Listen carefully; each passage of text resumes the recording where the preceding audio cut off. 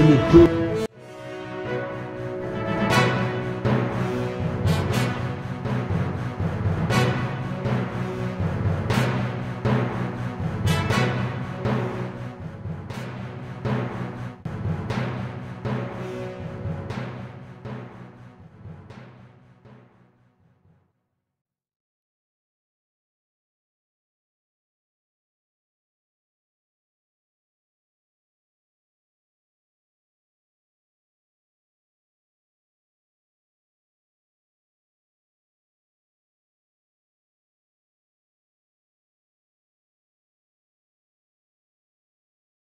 Moi, je suis depuis Chicago à la conférence, à la convention des démocrates. J'ai dit aux Américains qui jouaient un jeu que je ne comprenais pas, qui était contre les principes démocratiques qu'ils défendent. Il prend un pays comme le Rwanda, dirigé par un dictateur. Le dictateur dirige le pays, il organise les élections comme il entend, comme il veut, il ne dit rien. Mais si ça s'est limité à ce niveau, je peux comprendre. Mais ces dictateurs entrent dans mon pays, détruisent mon pays, arment les gens. Le M23, c'est lui. Ils ne disent rien. Mais au contraire, il finance son budget. Tshisekedi dit le M23, c'est Kabila. Vous dites le M23, c'est Kagame. Tshisekedi, le M23, Tshisekedi et Kagame étaient des amis.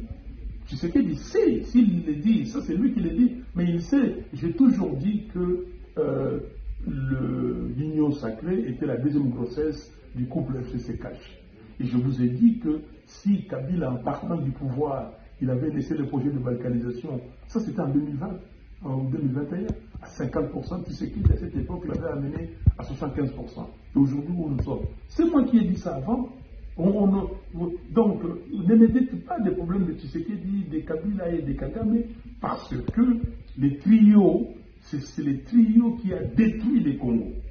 Ok? C'est ce trio qui a détruit les Congos. Et je le sais, qui ne le sait pas. Donc, moi, j'ai dit aux Américains que ces jeux-là, on ne peut pas accepter quelqu'un qui détruit mon pays. 115 localités aujourd'hui prises. Vous regardez, vous ne dites rien. Vous venez ici. À l'ONU, on parle de l'Ukraine, on parle de Gaza, d'Israël, on parle du Soudan, on a parlé du Congo en tant que point inscrit clairement à l'ordre du jour pour que les gens traitent et trouver une solution. Donc, je dis que non, vous devez avoir des principes démocratiques partout pareils et non la politique des deux poids, deux mesures. Donc, si vous continuez à faire cela, c'est que vous avez un projet derrière vous. Et quel projet? Je dis non, et je l'ai dit aussi à Jean-Pierre Lacroix. C'est-à-dire que votre ancienne idée, que le Congo n'appartenait à personne, et que vous voulez le balkaniser aujourd'hui. Et comme le professeur Kankoué Dambaya avait écrit dans les livres le projet de balkanisation et d'implosion du Congo. On a RDC face au projet de balkanisation et d'implosion. Donc, vous voulez balkaniser les pays pour que chacun s'occupe d'un petit morceau. Non, je ne suis pas d'accord et c'est la campagne que je fais. Et mes frères, moi je suis depuis Chicago à la conférence, à la convention des démocrates. J'ai dit aux Américains qui jouaient un jeu que je ne comprenais pas, qui était contre les principes démocratiques qu'ils défendent. Il prend un pays comme le Rwanda, dirigé par un dictateur. Le dictateur dirige le pays, il organise les élections comme il entend, comme il veut, il ne dit rien. Mais si ça s'est limité à ce niveau, je peux comprendre. Mais ces dictateurs entrent dans mon pays, détruisent mon pays, arment les gens. Le M23, c'est lui. Ils ne disent rien. Mais au contraire, il finance son budget. Tshisekedi dit le M23, c'est Kabila. Vous dites le M23, c'est Kagame. Tshisekedi, le M23, Tshisekedi et Kagame étaient des amis. Tshisekedi sait, s'il le dit, ça c'est lui qui le dit, mais il sait. J'ai toujours dit que l'union sacrée était la deuxième grossesse du couple FCC-Cash. Et je vous ai dit que si Kabila, en partant du pouvoir, il avait laissé le projet de balkanisation. Ça, c'était en 2020, en 2021.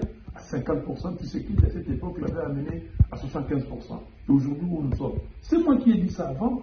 Donc, ne me dites pas des problèmes de Tshisekedi, des Kabila et des Kagame, parce que les trios, c'est le trio qui a détruit les Congos.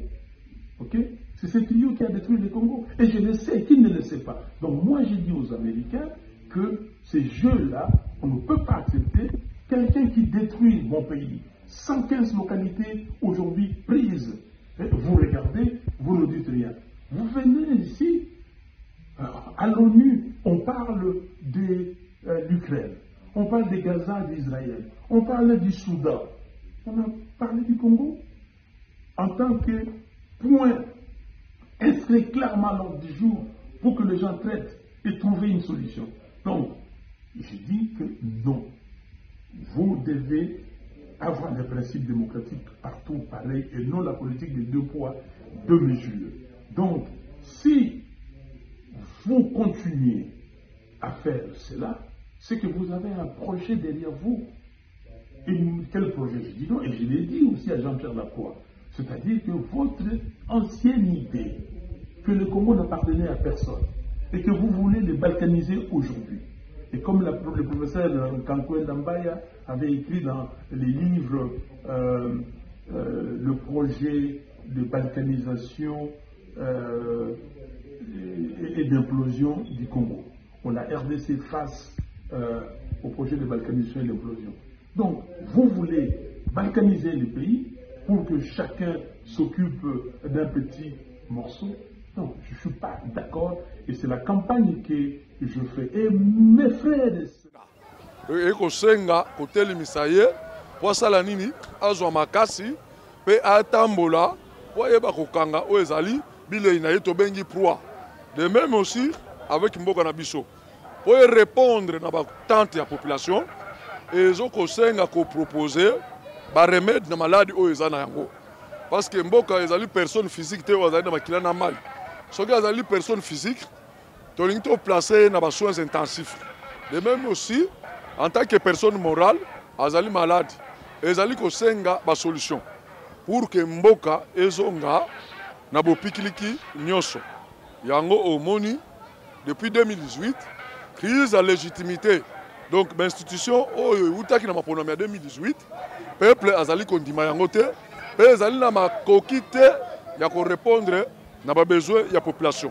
Ndengo oyebi yango est de la République sécurité ezali malamu te. Ndengo moni yango misala ezali te. On dirait totikala lokola banetike oyo tozangi tata na mama. Mutu akolobela biso azali te. Yango tomonaki na bokamba ya lolenga wana ezali ko répondre na bosenga ya population te toyo kokoma ti ba proposition to saliaki to fanda to sala seni ya malamu pote mabe wana ezonga te na 2023 mais bandeko oyo bazwaki bokonzi na makasi bamonaki yango malamu te basabotaki volonté ya peuple basakapare na pouvoir to komiti na 2023 malgré to bandai koloba malgré to bandai ko crier bayokaki kaka te.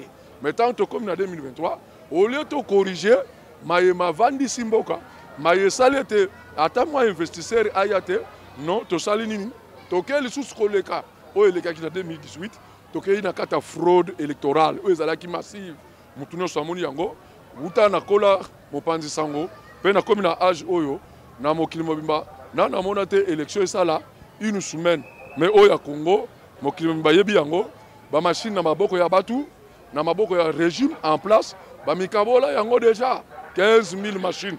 Ok, toboyite bomonaki publication ndenge salamaki tantôt côté ba suspendre ba telemi kuna ba publier kuna ba sali boye ba machine ba ko bersa nyonso tu wana elakisaki ke élection na kata mboka na biso e salamaki malamu te to pe ezalaki na yango te ezalaki simulacre électoral na yango zomona ba conséquences nango ti lelo oyo ezali kolanda biso.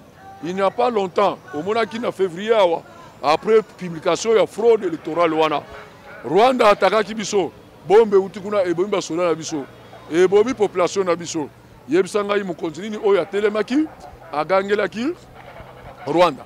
Na droit international, na rapport de force soki babeti bino na 7 heures bino mpe na 8 heures il faut bosala nini il faut répondre attaque ezala proportionnelle babetaki bombe bino mpe bobeti bombe ozali awa ozali mwana mboka malgré ozali mopanzi sango okoyebisa ngai mokonzi nini atelemaki oyo alobelaki Congo donc Congo ezanga molobe Congo ezanga mutu akotuna Congolais kuna akufi nani abomi ye Congolais azangi mutu oyo akoki kopesa lipa akoki kopesa ye mai na yango omoni baproposition lokolo tozali banationaliste biso tolingi mboka tozali kolemba te toproposaki depuis 2018 kino lelo toyoki kobwaka mbela tolobi non atako na kati ya famille en tant que baafricain soki mabe ezali tosalaka nini tobengi bamikolo tofandi na se ya nzete mpo tosala nini balobaka le linge sale se lave en famille totala bisika nini mbebe ezalaki bisika nini mabe ezalaki mpo tobongisa famille tosala nini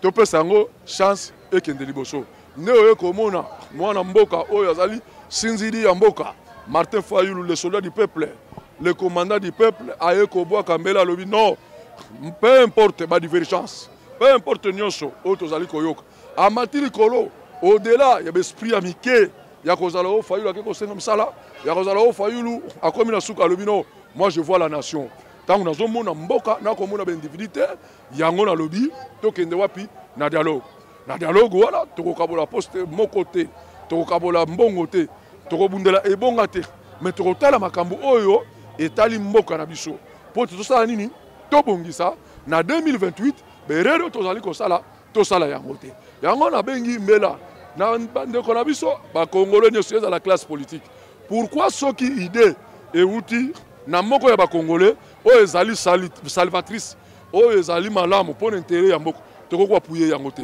cohésion nationale mwana mboka soki otali na kati ya préambile na ebandeli ya constitution na biso balobi nini nous le peuple congolais ezali bomoko te ntango tomoni sikoyo ezali déchiré tokosala nini il faut tovanda totala place nini tolingi tokabona peu importe batribi betini batendance peu importe baidéologie na biso peu importe baambition na biso peu importe les intérêts égoïstes avant tout le Congo toyebi non ata ozali ya vita ata ozali ya imana ata ozali ya mazembe mais lelo parce que ezali équipe nationale biso nyonso tosala sélection tobundisa nani mboka ya bapaya ndenge moko mpona Congo tozali kosenga dialogue ezali capital sans dialogue Congo ekokende liboso te tokozonga kaka ndenge tozalaki na 2018 na 2023 na 2028 mpe tokozonga mpe kaka na sere ya bowumbu ndenge nini bayebisa ngai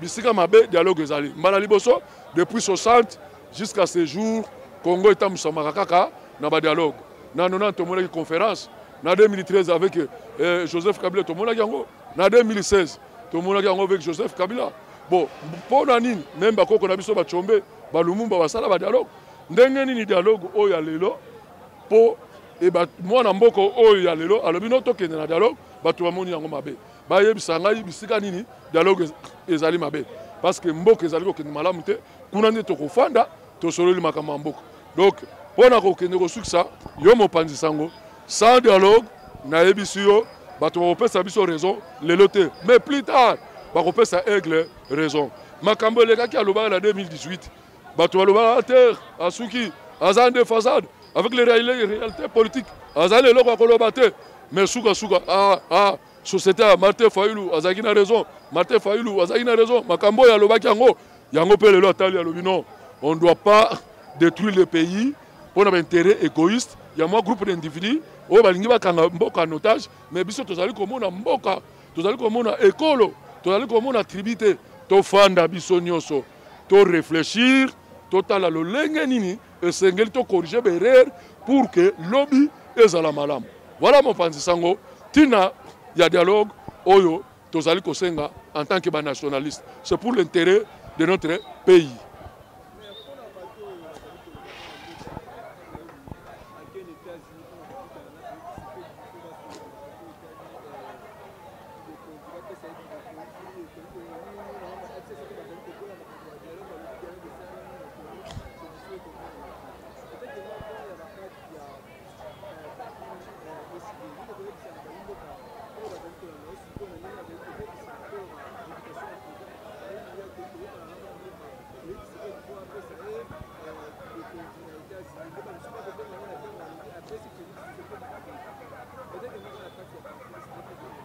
Bon, merci mon pandisango. Pour la mutuna wana, pour la bandeko ya FCC, to ya PPRD, bazali na leso mokote ya couper sabiso. Parce que les lois qui ont commis, bisika to komi boye Congo, ceux qui est baby, ezali bandeko ya PPRD, batu basalaki yango, na kozwa mwana mboka Félix Tshisekedi, o ya gagné ma polomité, ba imposer biso ye na mutu ya mboka na 2018. Na mutuna na bango, bazali na leso mo opesa te. Mais biso en tant que basinzili ya mboka yango tolobi non ezala bango bazali ba congolais ezala Félix Tshisekedi azali congolais tozali koboya kosolola na mutu moko te sauf koboya toboya kosolola na mutu oya nkuku ya kobatama ndenge ndeko mwana mboka basalaki yango o bazali na régime oyo mais biso toloba kosolola na mutu nyonso il n'a pas de ange azali te diable pe azali te biso tozali bana mboka boya tofanda ezala bino ya PPRD boya tofanda bekolo bake Martin Fayulu akei kuna États-Unis Félix Tshisekedi apesa ye bokonzi mwana mboka tanga mobeko likonzi article 5 de la constitution pouvoir bapesa yango epa ya nani ya peuple Félix apesa pouvoir te Martin Fayulu azali lokola bango te bakei kozwa yo epa ya batu ya PPRD bakei kopesa yo pouvoir yango moni azali na devoir ya redevabilité epa ya bato bapesaki ye pouvoir Martin Fayulu soki pouvoir moto akopesa yango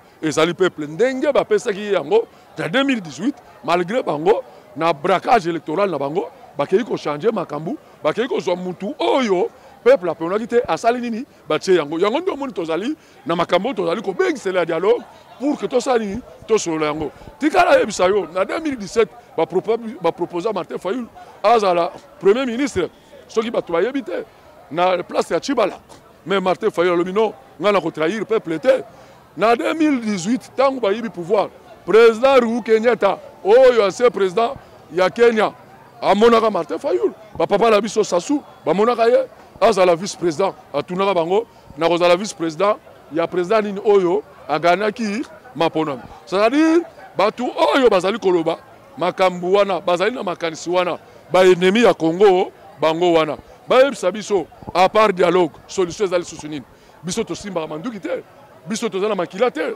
Martin Fayulu azali na makila te na démocratie na république les idées yango nde bato bayaka nango yo ozali na ngambo ya FCC ozali na ngambo ya union sacrée bimisa makanisi mpo na mboka soki olingi mboka lolenge moninga abimisa yango donc des revers de la main na balaye baargument wana ya kozala ke Martin Fayulu akei Félix Tshisekedi apesa pouvoir na Congo kolansa ma constitution na biso article 5 moto apesaka yango ezali population oyo azali na démocratie souverain primaire yango omoni Martin Fayulu biloko aboya ya bakonseil ya mbili wana nocturne ya kobebisa mboka soki tokosolola ezala yo FCC ezala yo union sacrée ezala lamuka ezala société civile tofanda biso nyonso Congo ezali ya biso nyonso yango moni alobaki Congo ekolobo boko ezali kotalisa to sauver mboka ezali kokufa pe ekufi déjà soko otala olenge bato bazali kotambola na boulevard tokotala est-ce que tozana ministre bazali kotala makambo ya transport otali bato ndenge bazali kokufa na insécurité tozali na défense na kati ya mboka tokotala lolenge chômage ezali est-ce que kolobaki Congo lelo oyo ezali vraiment mboka oyo bakokotanga na niveau international pourquoi kaka biso tozali kolela na Congo bikolo msusu bazali kolela te donc mutu azali kokanisa ndenge wana bango na benemi ya mboka soki tokosala dialogue te ya proposer biso solution oyo esengeli pour que tobima na crise oyo tozali na yango donc Martin Fayulu mukolo moko te akokende konégocier mpo na Congo na molili mais na butu biso nyonso tozali bana mboka na bango bato bazali kokosela Fayulu makambo wana tikala yebisa yo balongwe kuna akei kopesa ye pouvoir bikolo elekaki akenda kolia mbongo ya Félix Tshisekedi ti lelo oyo bapreuve ezali te akenda kinga kati te Fayulu akei kinga kati ti lelo oyo bapreuve ezali bango moko oyo mutu wana tikala kosala biloko wana te Martin Fayulu ti akokufa akotrahir Congo ata mokolo moko te tozali maboko pembe mais yango te elingi tomona baninga lokola bazali basatana non ce sont des frères dans une famille bana nyonso bazalaka na éducation moko te mais bazali tata moko mama moko mosusu akoki kolanda bainstruction ya papa mosusu akoki kolokota éducation na balabala mpo na bagroupe alors bango nyonso bazali bana ya famille moko nous avons qu'un seul dénominateur Congo dénominateur commun c'est le Congo biso nyonso tozali bacongolais toluka bulamu ya Congo na nzela ya dialogue na nzela ya manduki te ndenge bamisusu bazali kosala yango. Voilà un peu na mituna otuni na yanoli yo na banza mwana mboka.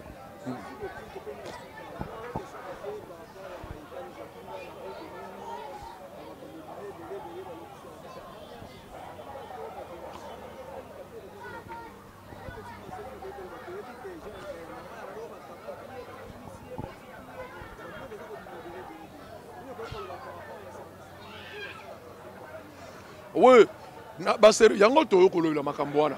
Il faut dans l'état. Mutu oyo batie esika wana ayeba musala na ye. Service ya NER ezali service ya l'état. Ezali service ya l'état. Et loko ekomi epa ya mwana mboka Jacques Ndala tout d'abord en tant qu'être humain, c'est vraiment inacceptable. Ba service ya l'état oyo ezali bazali kofuta bango na mbongo ya l'état pona kokengela biso. Le lieu baleka na ba pratique moko oyo ezali vraiment inacceptable. Pourquoi pas entendre ceux qui ont fait un infractionnel, batini na parquet asala musala na ye, juge a condamné à la prison. Donc en tant qu'humain et puis bateau tozali membre de la communauté internationale, tozali ko respecter les droits de l'homme et là comme pas moi na mboka Jacques Ndala, mutu moko te na kati na biso. Ezala bango batu ya NER, ceux qui basali bango yango bako sepena yango ata mukete. Mais chose grave biloko wana ezoko salama na période nani na période ya Félix Tshisekedi oyo bakosa biso état de droit tangu nazalaka mwana muke na bandako kanisa ke état de droit bato babandaki yango ba papa Tshisekedi donc bato yi depes on suppose que tangu ya komi place wana il faut appliquer ba règle ya état de droit notamment le respect des droits de l'homme parce que c'est lui otobengaka commandant suprême c'est lui le magistrat suprême ozali ko chapeauter l'institution noso ANR ezali dépendant ya présidence tangu makambo wana ezali kosalama olingo yebsanga mwana mboka ke présidence yebaki te donc incriminer bango te mais makambo esalami na nzoto ya mwana mboka Jacques Ndala je condamne ça fermement en tant qu'être humain penzambe na lola akosepela biloko ndenge wana te à la prochaine ba service ya NER wana directeur na bango il faut la déférer na instance compétente à samba à répondre na ba acte na ye mais là on a koloba mandat esilaka bino batu ya NER boye bayango batu ya liboso bazali pe batu ya NER bino te batu bandi yango makambo bosali bino boko bosala yango mandat tango kosila e ko rattraper bino bosala musala na ndenge sengebeli na ndenge ya ba règle de art ezali de l'art ezali bosala yango conformément na mibeko ya mboka pe na ba droit ya batu wana ndenge kosala malamu mukolo bokolongwa batu bokanisela bino ke bokima mboka ndenge ndeko oyo na régime ya Mese Kabila akendaki kobatama babandaki kobenga ye kombo ndeko oyo azalaki ya NER Caleb soki Caleb Mton donc na tini message wana bato ya NER ke mandat esilaka oyo bosali na mwana mboka Jacques Ndala biso toko kosepela na yango te voilà na mutuna wana eyano nanga ezali ndenge wana monsieur le journaliste voilà merci. Je ne peux